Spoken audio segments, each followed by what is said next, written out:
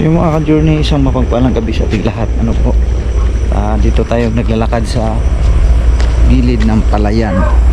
As usual, yung dinadaan na natin dito madalas. So yun o, maganda ang daanan ngayon, tuyot kasi walang ulan mga ka-journey.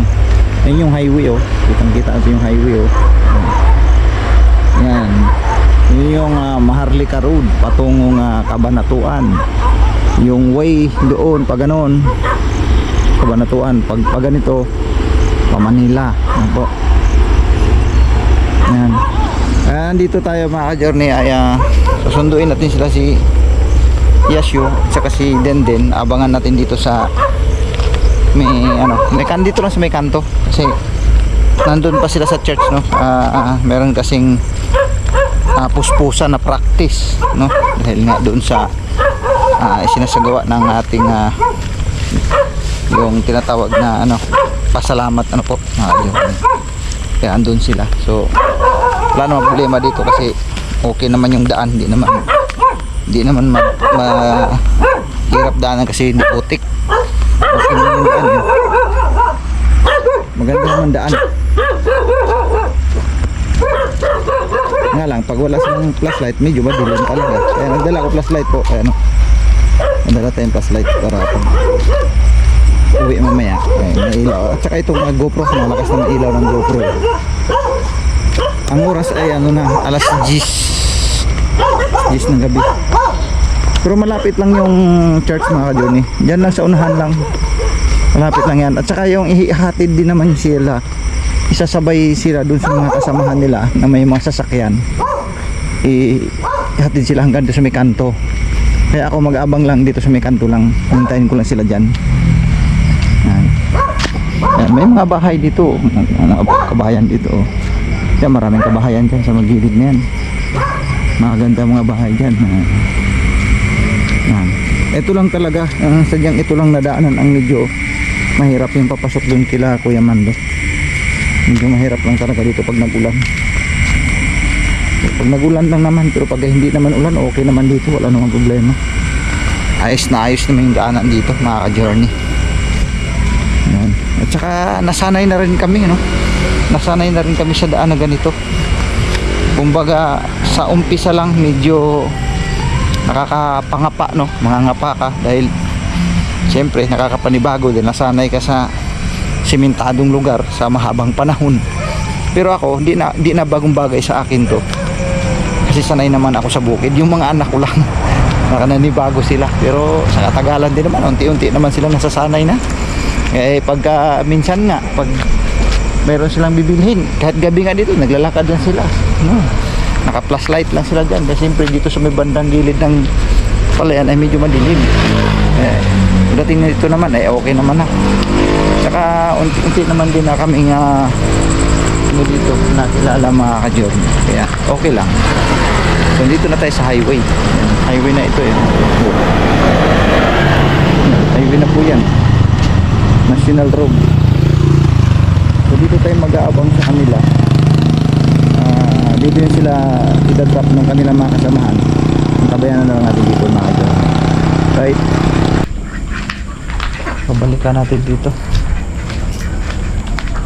Tapos din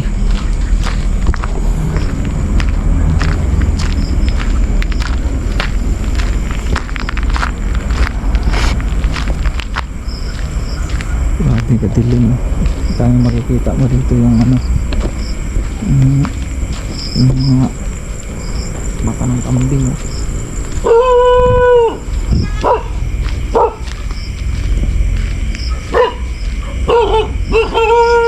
Balik tayo rito. Ang oras na kasi alas 11:22 na.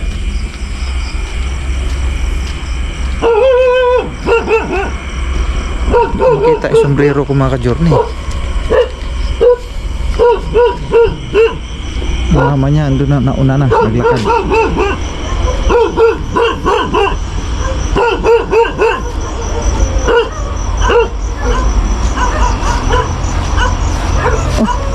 Sa tinis dito.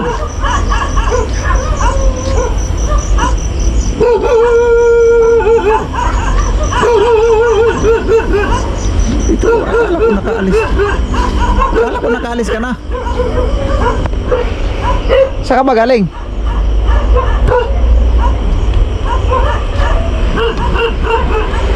Saan ka galing, ma? Ha?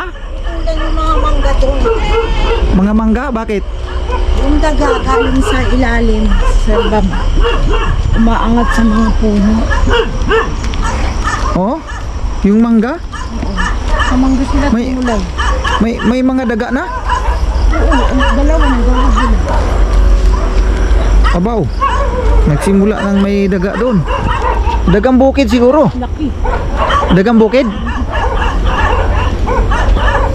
Oh, pag dagang bukid, wala problema. Makain nga raw yun, eh. Makakain na nga ako ng ano dito, susuhong. Yung ano na lang, yung daga na lang talaga hindi ko pa natikman dito.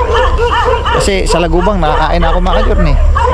Yun ang ano dito, maingay pagka naglakad ka rito kasi yung aso.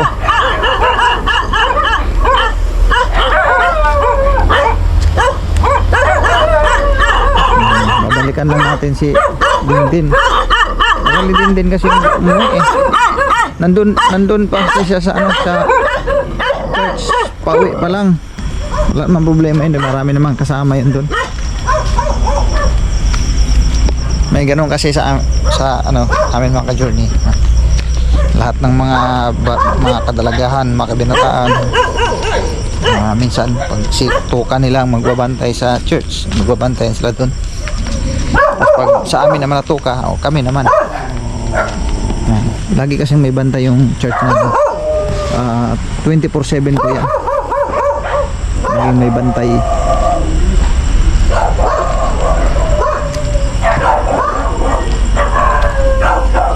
Pero dapat ano lang yun eh. Uwi na dapat sila mga after ng practice. Umuwi naman dito yung sa bahay. Tapos may binili sila doon sa Posib. Tapos nagsabi nga pagdaan daw nila doon sa may church ay may nandun daw mga kasama nila. So, dumaan na si Dindin. Kaya lang kasi pag uwian dito katulad nito madilim, wala kasing dalang flashlight yun eh. Sobrang dilim dito, mahirap dumaan dito. Kaya kailangan masundo namin dito.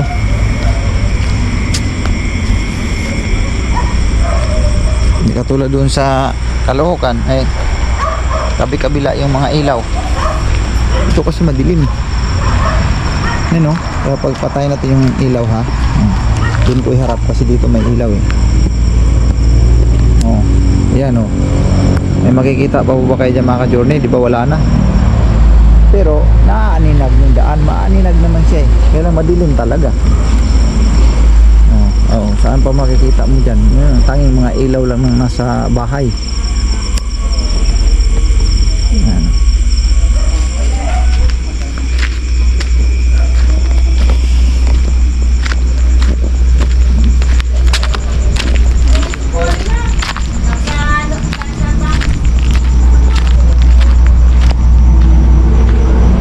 Yan ang mga dumadaan truck dito. Malaki oh. Malaki yan. Ha? Dito. Daling ko na lang yung ano? Kunin ko na lang yung sidecar. Hindi na?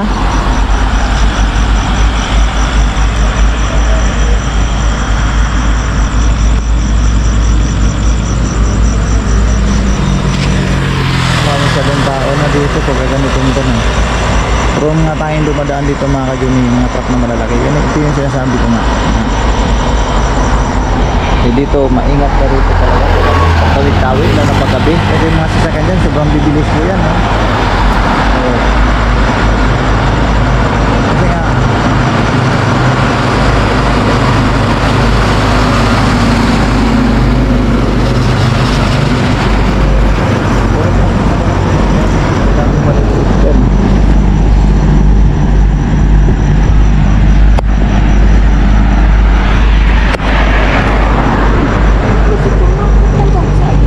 wait lang.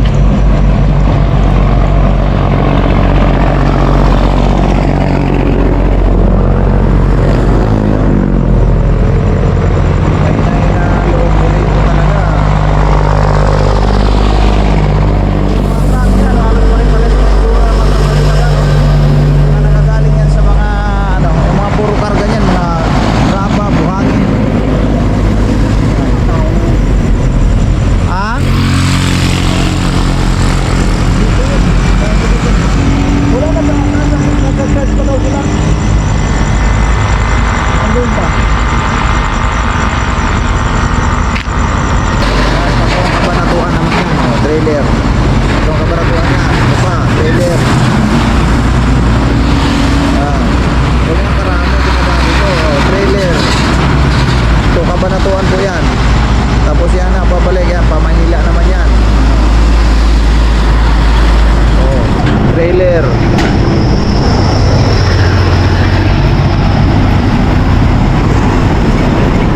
Grabe, no?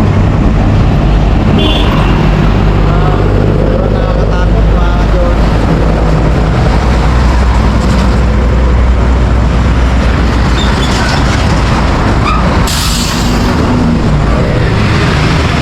Ganon ka-deadly ang kalsada na to sa mga bata na tatawid. Ganon ka-deadly ang kalsada na to. Kita mo yan. Every seconds, mga ano dyan, bus, yan o.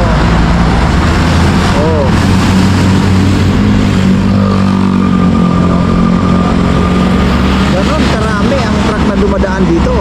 Ngayon, alas 11:30, mga ka-journey.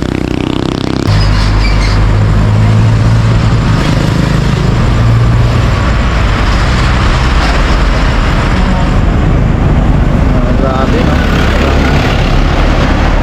Ang dami talaga, mga ka-journey.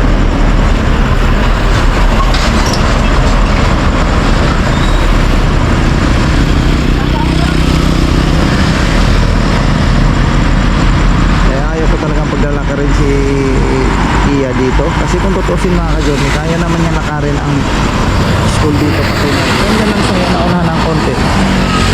Pero kung mo sa ganitong kalsada na napakadelikado, hindi talaga pwede. Kailangan talaga si Kia ihatid sundo talaga. Baka kasi ang iniisip ko, baka niya ang bata manghas, maglakad, pauwi, lalo na kung halimbawa di masundo. Yan ang pinakadelikado rito. Kaya di talaga uubra na si Kia, hayaan lang na uuwi mag-isa o papasok na mag-isa na ganito ang sitwasyon dito sa daan.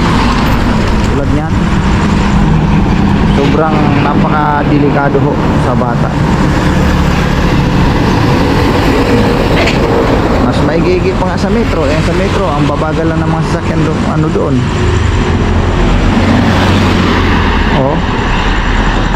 Kita mo nga naman yan.